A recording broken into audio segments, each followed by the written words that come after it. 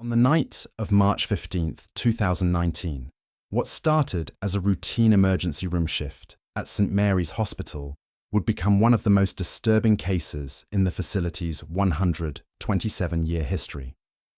By morning, security footage would reveal something so unsettling that the hospital administration would seal the records indefinitely.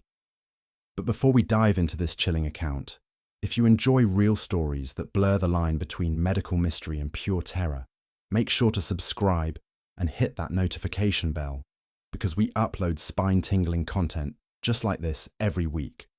Welcome to Hospital Horrors. Dr. Sarah Chen had been working the graveyard shift in the emergency department for nearly 8 years. She thought she had seen everything the night could throw at her: overdoses, trauma cases, psychiatric emergencies.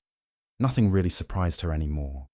That confidence would be shattered in the early hours of that March morning when a patient arrived who would challenge everything she understood about medicine and reality itself. At approximately 2:17 a.m., paramedics brought in a middle-aged man found unconscious behind a downtown diner. The patient appeared to be in his late 40s with greying hair and wore a simple blue jacket over jeans. He had no identification, no wallet, nothing that could tell them who he was. The paramedics reported his vitals were stable, but noted something odd.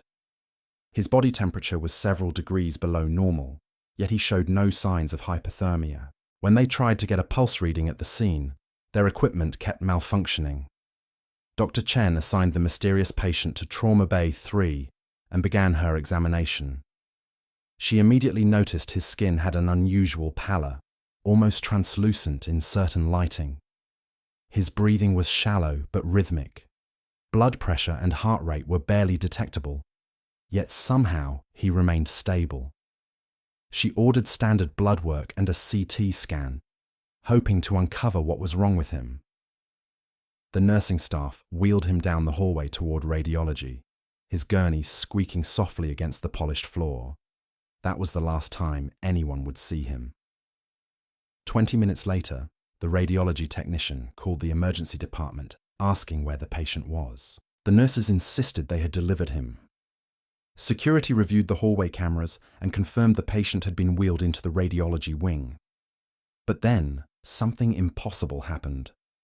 The footage showed the nurses leaving the patient alone for exactly 90 seconds while they prepared the scanning room. When they returned, the gurney was empty. The patient was gone. A hospital-wide search began immediately.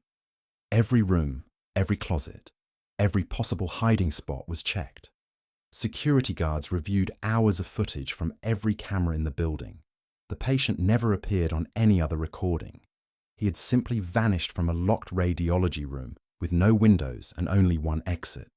The blood samples that had been drawn came back with results that made no medical sense. His blood type registered as something that didn't exist in any database. The cellular structure appeared normal under basic examination, but when subjected to advanced testing, the samples would mysteriously degrade within hours. The most disturbing discovery came 3 days later. While reviewing the security footage frame by frame, a technician noticed something that had been missed during the initial search.